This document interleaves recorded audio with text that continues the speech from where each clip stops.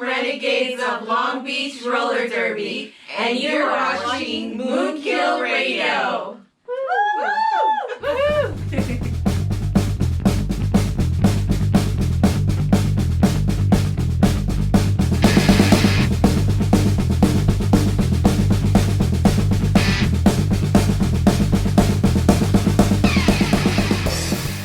Alright, welcome back to another edition of What's on the Slab.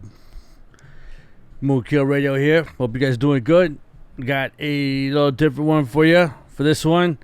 We're going to get to 3 different titles, but CDs though. Okay?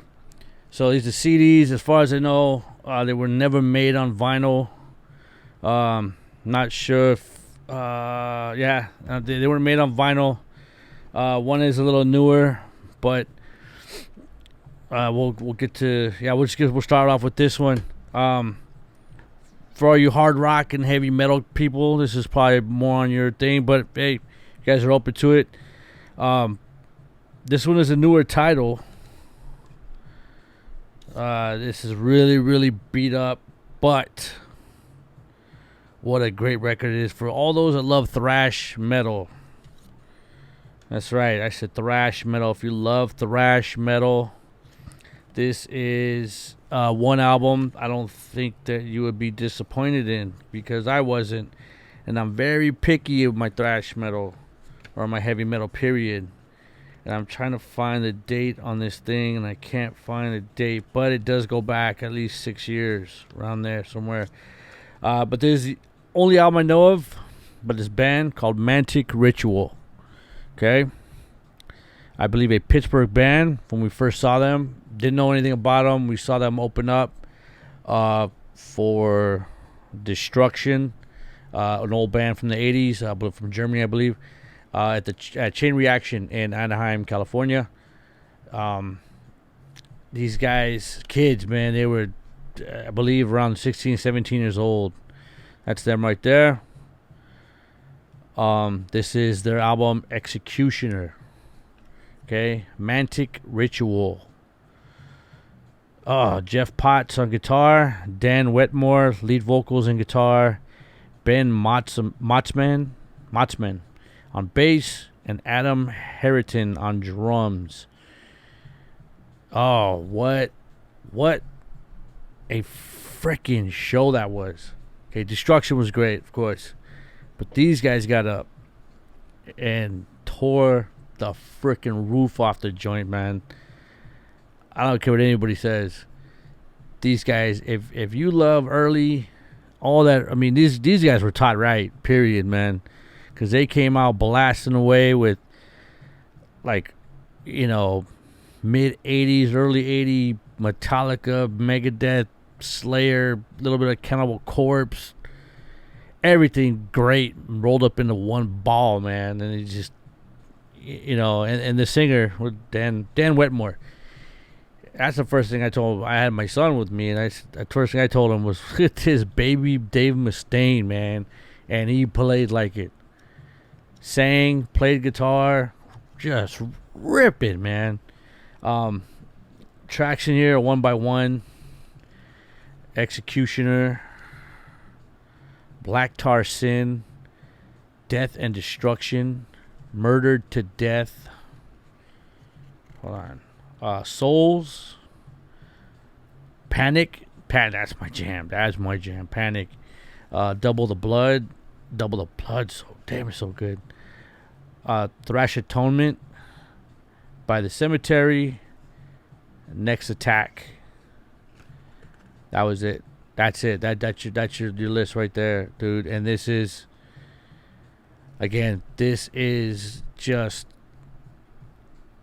an album of just perfect thrash metal, man. Speed thrash, heavy metal, period. Done by some kids, nonetheless, man. And as far as I know, this was the only album they put out. One album only. Broke up after sometime. We did see them one more time. After that first show, and they opened up for, might have been Exodus, I'm not sure, I don't remember, but it was in Chain Reaction again. But and on top of that, they ended their set with Black Metal by Venom. Pfft. Come on. Give me a break. Come on.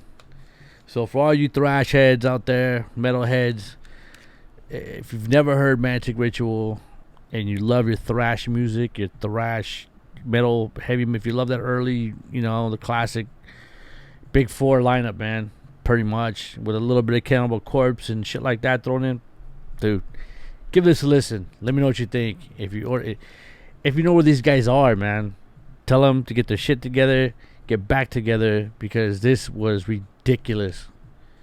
This was a ridiculous album, man. There's no way they should have broke up. Of course, for us.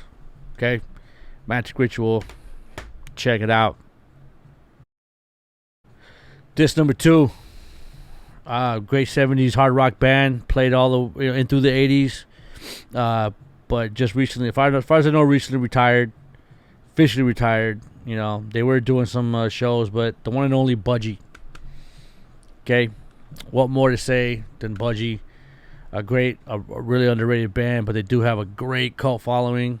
Big cult following. For me, again, it was just one of these things. I grew up knowing Budgie. Not a lot of people knew Budgie. And my uncle who brought home Budgie, it was one of those things where, and this is where I took a lot of stuff from too. His thing was, everybody had, like we never had Zeppelin in the house. We never had Black Sabbath in the house. We never had a lot of that known stuff. I remember asking him why, we had Budgie in the house and more obscure stuff, Johnny Winter, April Wine, and different stuff like that, yesterday and today. And he told me, he said, why, to him it was, why buy the records everybody has? Everyone has them, Everyone already has them. You can always borrow them. He always hears them. That gave him more room to buy stuff that you've never heard before. So one day he brings home Budgie, and it's been a house favorite ever since. It was Bandolier, 1975, and it's been a house classic ever since. But this right here is Budgie radio sessions, 74 and 78. So two discs, two different sessions. 74. I believe was in England, maybe England. But you got Burke Shelley, okay. Again, if you bought this on their website, this came out a while ago. This did come out 2005 or so, something like that. If you did buy it early enough, you got their signatures on there. So that's them right there. That's all their signatures. It's the band. You had to buy like the first 100 or whatever it was, I forgot. Gives a little look into Budgie's history. Budgie always compared her like Rush because they were a trio, and the singer wore glasses, had a high-pitched voice, and played bass. There you go, Burke Shelley right there, who also toured, did some roadie work for Metallica as far as I remember reading about him, which is partial why Lars Ulrich is a big, huge Budgie fan, but this is a Welsh band. Tony Borg, right there. Great guitar player, underrated guitar player.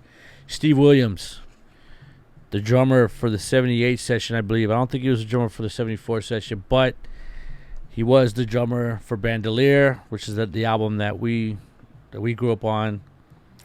Pete Boot was the drummer for the 74 session. And I believe 78 session was in LA. Again, two disc set. What does it say? London. 74 in London. 78 in Los Angeles. Okay. For those that don't know Budgie, or not too familiar with Budgie, if anyone is familiar with Metallica, everyone knows Bread Fan. That's originally a Budgie song, which came out in the later Garage Days, and everyone knows Bread Fan. But on the first Garage Days, they had the one that came out in 87, 88, or whatever it was. They did a song called Crash Course in Brain Surgery. Budgie, right? So again, the early albums from Budgie, real heavy, sludgy, like Sabbathy, like Masters Reality, kind of sludgy, heavy. When it got up to about the third or fourth album, In For The Kill, a little more hard rock, less sludge, more up tempo, good. Got some good headbangers on there. Napoleon Bonaparte, In For The Kill. But then Stranded, I love Stranded. And then later on, of course, Panzer, what is that? Panzer something, man. That song rips. Jeez. Tiger Panzer something or whatever it is. So yeah, check out Budgie. If you're not familiar with them, if you love hard rock, man, maybe a little metal and but not too much. Great band, dude. Great band. And then the 78 is recorded better.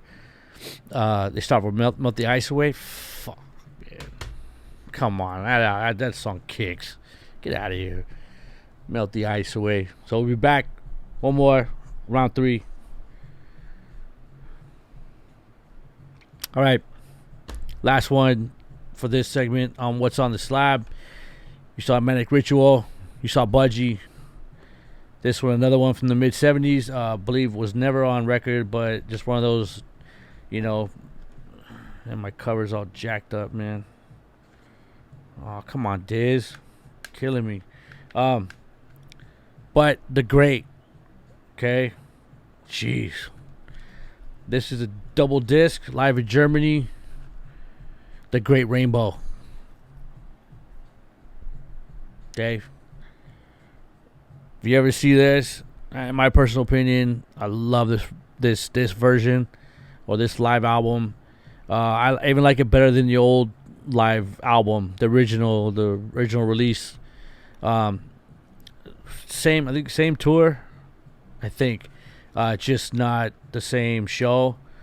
This one was recorded.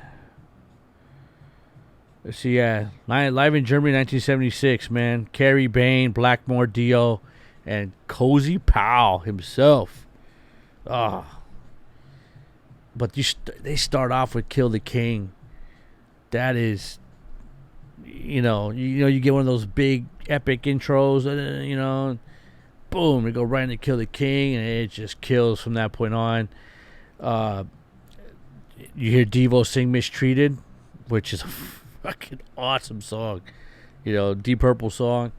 But jeez, man. But hey, he sings it and does a great cover of it. Since 16th Century Greensleeves, which is not in a lot of live albums that I know of. They did Catch the Rainbow. And then disc 2, they start off Man on Silver Mountain, Stargazer. Wow, Stargazer. Still I'm Mad.